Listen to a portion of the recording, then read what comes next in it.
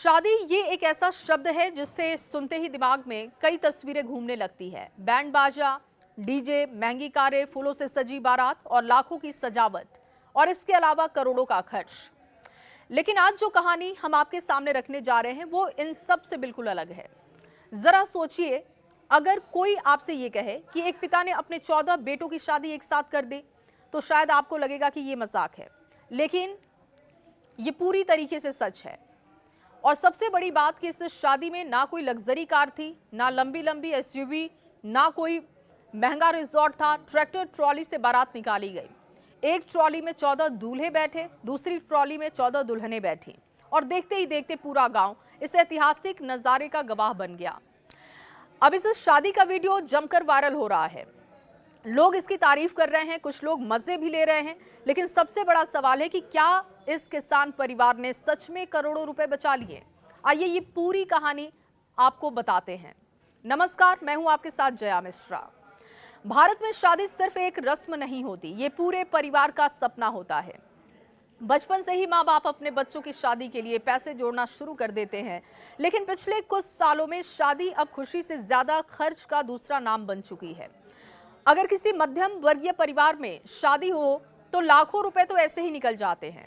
Hotel है, catering है, stage है, फूल, डीजे, कैमरा, मेहमान, गाड़ियां और फिर रिश्तेदारों की अलग उम्मीदें होती हैं। और ऐसे में कई परिवार शादी के बाद सालों तक कर्ज चुकाते रहते हैं, ईएमआई भरते रहते हैं। अब जरा सोचिए कि अगर किसी के एक दो नहीं बल्कि पूरे 14 बेटे हों तो क्या होगा।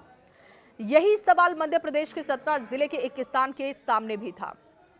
उन्हें समझ आ गया था कि अगर सभी बेटों की अलग अलग शादी कराई जाए तो पूरी जिंदगी की कमाई खत्म हो सकती है। और तभी उन्होंने फैसला लिया जिसकी चर्चा बहुत ज्यादा हो रही है। पूरे देश में इस वक्त इसकी चर्चा की जा रही है। परिवार ने तय किया कि सभी बेटों की शादी एक साथ होगी, यानी एक मंडप होगा, एक कार्यक्रम होगा, एक बार में सबका खाना पीना होगा और एक ही बार सजावट होगी और एक ही साथ 14 शादियां भी होगी। और इतना ही नहीं, बारात के लिए भी ऐसा इंतजाम किया गया जिसे देखकर लोग हैरान हो गए। महंगी कारों की जगह पर 2 ट्रैक्टर ट्रॉली तैयार करवा ली गई। पहली ट्रॉली में सभी दूल्हे बैठ गए और दूसरी ट्रॉली में दुल्हनें बैठ गई और पूरे गांव में यह अनोखी बारात निकाली गई। जिसने भी इसे देखा बस देखता रह गया। बच्चे मोबाइल निकालकर वीडियो तैयार करने लगे, बुजुर्ग मुस्कुराने लगे और सोशल मीडिया वालों को नई वायरल खबर मिल गई।